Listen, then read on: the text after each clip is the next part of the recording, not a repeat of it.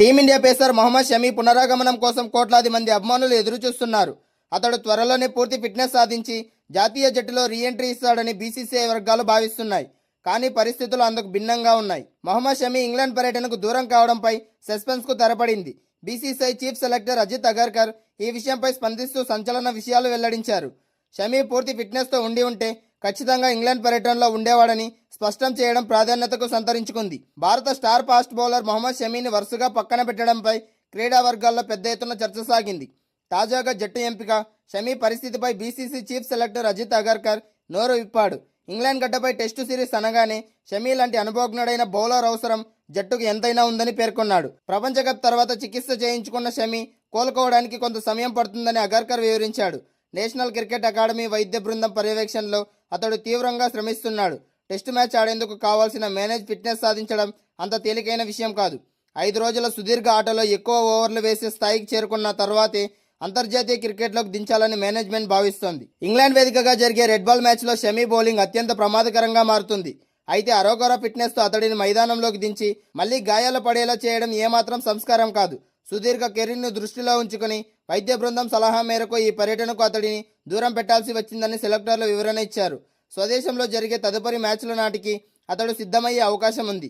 అంతర్జాతీయ జట్టులో మళ్లీ రావాలంటే షమీ మొదటి రంజీ మ్యాచ్లో లేదా ఇతర దేశీవాళీ క్రికెట్లో ఆడి తన బౌలింగ్ సామర్థ్యాన్ని నిరూపించుకోవాల్సి ఉంటుంది.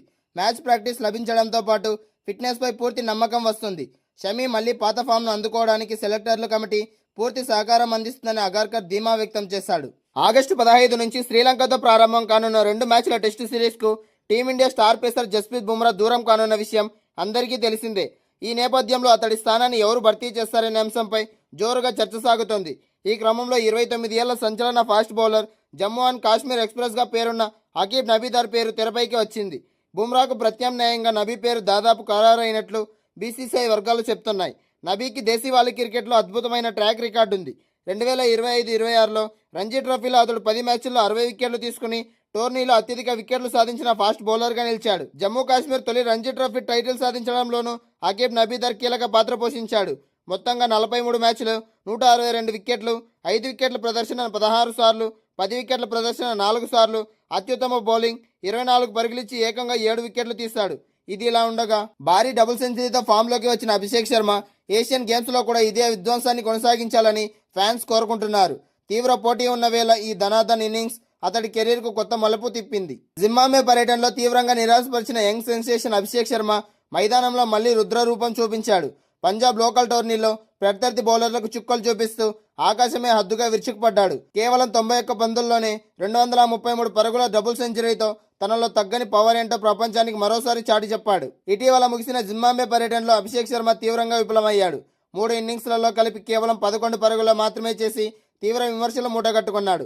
ఐర్లాండ్, ఇంగ్లాండ్, జింబాబ్వే సిరీస్లలో కలిపి 10 ఇన్నింగ్స్లలో 191 పరుగులు మాత్రమే చేయడంతో అతడి ఫామ్పై అనేక అనుమానాలు వ్యక్తమయ్యాయి.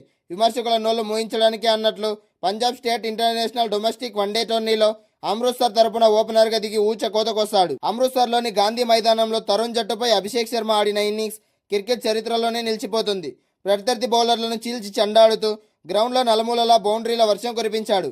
కేవలం 91 బంతుల్లో 15 పోర్లు, ఏకంగా 25 దిమ్మ తిరిగే సిక్సర్లతో 233 పరుగులు బాదాడు. సహచర ఓపెనర్ అభయ్ చౌదరితో కలిసి మొదటి వికెట్కు కేవలం 24.4 ఓవర్లలోనే 305 పరుగుల భాగస్వామ్యాన్ని నెలకొల్పడం గమనార్హం. అభిషేక్ శర్మ విధ్వంసంతో అమృత్సర్ జట్టు 50 ఓవర్లలో 533 పరుగుల భారీ స్కోర్ సాధించింది. జపాన్లో త్వరలో జరగబోయే 2026 ఏషియన్ గేమ్స్కు భారత జట్టులో స్థానం సంపాదించిన అభిషేక్ శర్మ ఈ ఇన్నింగ్స్ కొండంత ఆత్మవిశ్వాసాన్ని ఇస్తుంది.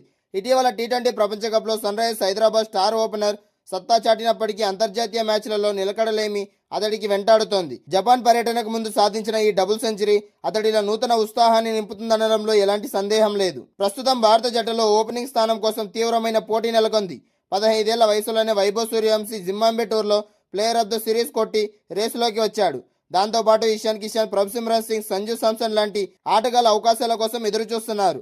రాబోయే ఏషియన్ గేమ్స్లో అభిషేక్ శర్మ ఖచ్చితంగా రాణించాల్సిందే, లేదంటే జట్టులో స్థానాన్ని కాపాడుకోవడం కష్టంగా మారింది. ఇక సీనియర్ పేసర్ భువనేశ్వర్ కుమార్కు మళ్లీ జాతీయ జట్టులో అవకాశం ఇవ్వాలనే చర్చ నడుస్తోంది. ఈ వెటనర్ బౌలర్ మాత్రం తనకు అలాంటి ఆలోచన ఏమీ లేదని స్పష్టం చేశాడు. ప్రస్తుతం తన జీవితం సాఫీగానే సాగుతుందని వెల్లడించాడు. భువనేశ్వర్ కుమార్ చివరిసారిగా 2022లో భారత్ తరపున ఆడాడు. ప్రస్తుతం ఐపీఎల్తో పాటు దేశీవాళీలోనే ఆడుతున్నాడు. ఇటీవల ముగిసిన సీజన్లో రాయల్ ఛాలెంజర్స్ బెంగళూరు వరుసగా రెండోసారి విజేతగా నిలవడంలో భువీ కీలక పాత్ర పోషించాడు. నేను ఇప్పటికే భారత జట్టుకు ఆడాను, ఇక ప్రత్యేకంగా సాధించాల్సిందేమీ లేదు. మళ్ళీ అవకాశం ఇస్తే గొప్పగా భావిస్తా, కానీ నా అనుభవం ఇప్పటికే ఉంది. ఆటపై ఉన్న ప్రేమ నన్ను నడిపిస్తోంది. క్రమశిక్షణతో ఎలా ఉండాలో నాకు తెలుసు.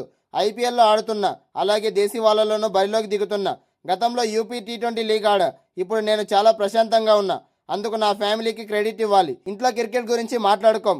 మళ్ళీ జాతీయ జట్టుకు వెళ్తే పరిస్థితి ఏంటని ఇప్పటికే వరకు చర్చించుకోలేదు.